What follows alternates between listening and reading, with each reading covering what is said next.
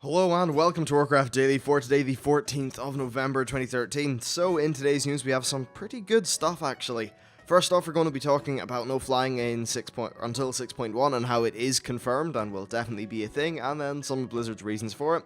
Then I'll talk a little bit about the new PTR build and what's coming in patch 5.4.2, hint, not a great deal apart from a store, and finally we'll round it off with some things that I found on Ghostcrawler's Twitter feed, which, as always from the guy, are pretty damn interesting. So, let's get into it. Now, they intend to disallow flying while leveling from 90 to 100, and then have it become available again in the first major patch of Warlords of Draenor.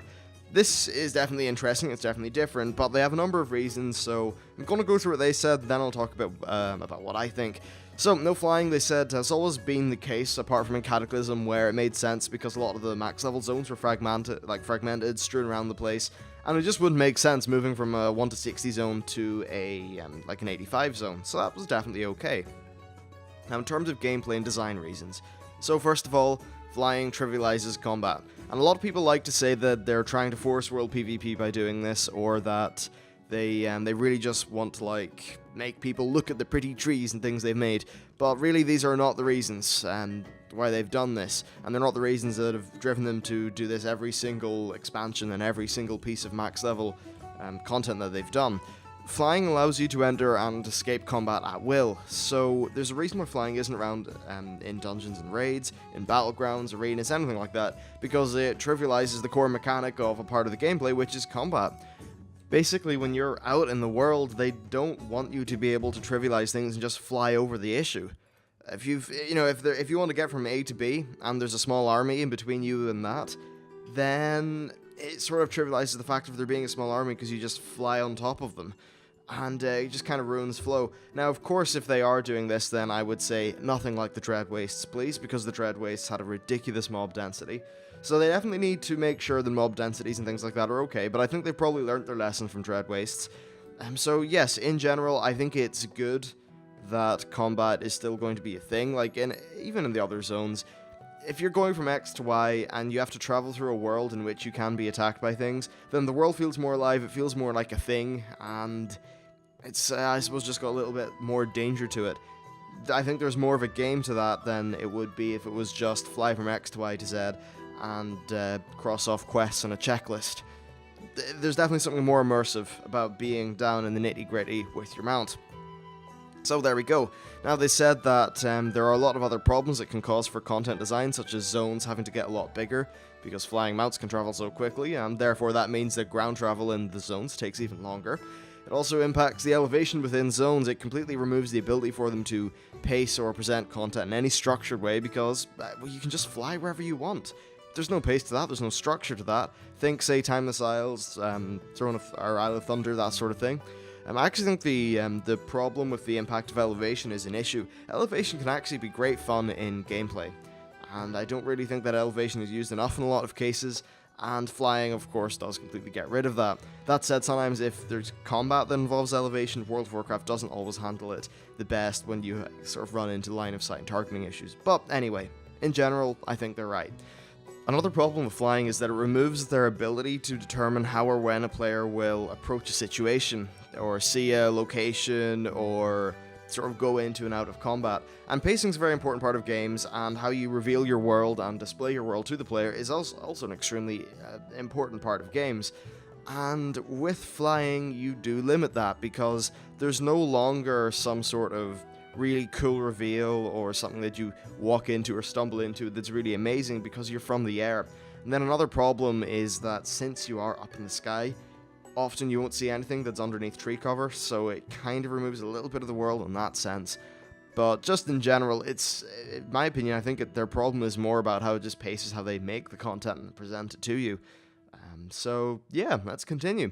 They also said the flying mounts in most cases do too much to undermine many of their core intentions with the game world. So the basics of the game, like combat, guiding players through the experience, and that is essentially the reason why they have continuously chosen to disallow flying mounts in the current outdoor content.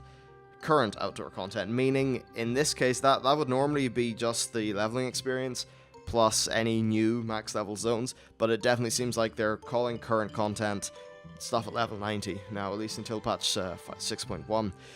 And finally, something I just want to add in myself that they didn't really mention is they would strip all of the gameplay from Timeless Isles style places. Now, the Timeless Isle, we all know about the dynamic content, blah blah blah, we've talked about it for so many damn times, but the thing is that this has been expanded to the point where there's different events that show up in the map, there's different treasures, for example, say there could be a thing that's hard to jump over, or cool little worlds obstacles and things like that, which can have treasure behind them. In general, interesting things to make the world feel a little bit more packed full of cool shit to do. Now, if you have a flying mount, what happens is you are flying around in circles looking at your minimap, instead of actually running through the world and paying attention to it. Flying around in circles looking at the minimap for an icon to appear isn't fun. And then also for those things that are treasures, what people would do if you could fly is, there's no gameplay in how you get to the treasure. Perhaps a treasure is behind, maybe it's being guarded by a camp of ogres. Maybe it's their shiny loot. Well, what's the point of it being guarded by a camp of ogres when you can just fly over the damn camp of ogres? It removes a very important part of the risk-reward thing. It feels a little bit more like, instead of you earning something, you're just flying around and collecting it, which is a problem. So, yeah, there we go. Now, let's go on to some other talk about just how they're going to handle flying. So they said that they really like it when flying feels like a reward and something that you've earned with a new expansion or area, and it's something more than just paying gold in Warlords of Draenor. They will probably do it so that you have a bit of a mini legendary quest, which will be completed in patch 6.1, which allows you to fly, which I think is cool. So overall, let's just talk about this entire thing now that I've got through that sort of big wall of text. Really, that was a giant wall of text. So yeah, honestly, I think that at least from level 90 to 100, absolutely no flying. That is totally sane. Now, I can't really speak to the whole patch 6.1 thing, because we don't know where the endgame content's going to be. We don't know where the different zones are going to be in terms of what sort of dynamic content they're going to be doing, though I actually want it to be restricted to patch 6.1 because I really want to see how it plays out. I want to see what it does to the game. I think that could be really interesting. And yes, it is sad that I can't use my Netherwing or my Cloud Serpent or something like that, but I think it could end up being very interesting, actually. So, yeah, whatever. I think this is definitely a very controversial thing, and honestly, it could be, despite the fact that it's being confirmed now, they could just do a 180 in this completely, and make sure that it make it only 91 to 100. We can't know, and the expansion's still in development, and I'd imagine that this is something that it's very easy to just, reverse this decision. Now, let's talk about the new PTR build. So there's a lot of new things here, and most of it's for the store. There's mainly things like adding store currency strings and store icons. Now, these store icons, at least to my knowledge, some of them look a little bit suspect in my opinion. Now, of course, I don't think they'll ever sell gear, that sort of thing, but there's things labeled as store icons that are like mounts, pets, there's gifts, there's one of a campfire, there's one of a sword, which I think is a little bit strange, and there's one for armor, there's one for pretty much everything. Honestly, I can't see them selling any of that stuff, and hell, even if it's like cosmetic armor and things, they did say they think the cosmetic helms actually were a bad decision because they were too much of an in-game sort of thing to be selling. So yeah, I don't know, hopefully the store doesn't take some sort of giant presence inside the game. I guess it would be handy if they're, say, doing the level 90 boost, you can just stick that in the in-game store. That makes sense, I suppose. It's also, imagine leveling your guy, you're level 40, and you just look at that store icon and think, $20, $30, I could be level 90, and then you buy it. Interesting how they could do that and make it kind of very, not addictive, but just very alluring. So the other things they added are a Diablo 3 Collector's Pet, which I'll flash up on the screen, and then an Iron Chimera mount, which is a mount, I suppose, and the Bipsy's Bobbing Berg, which allows you to drift across the water. I don't have any screenshots or anything for the Chimera, unfortunately. Now, there's also a very interesting thing about a phase, and it's called Karazhan Restoration. So perhaps this is a quest or something like that in which we get phased into Karazhan before it was corrupted. Maybe it's a part of the story since Medivh was involved in the whole Dark Portal thing. Honestly, I don't know, but it could be interesting, right? Now, also, let's talk about Twitter. And some quite good news. First of all, Ghostcrawler has said, in response to somebody saying that they thought the Mists of Pandaria reveal was a little bit more polished, Ghostcrawler said, "That's odd, feels like we are further along for Warlords of Draenor than we were for Mists of Pandaria." That basically means he thinks that they're a little bit further on the development cycle. Honestly, that's the impression that I got based off everything that's being said. And there's been numerous, sort of hints and off-the-cuff remarks, which are pointing towards this expansion coming shorter, or sooner rather than later. They did say that it would be coming sooner than people think, and the default for people to think would be 1 year from BlizzCon. And it's definitely coming before that, which we know. I don't think it would be September. I don't think they can survive an entire year of patch 5.4. In fact, I know they can't.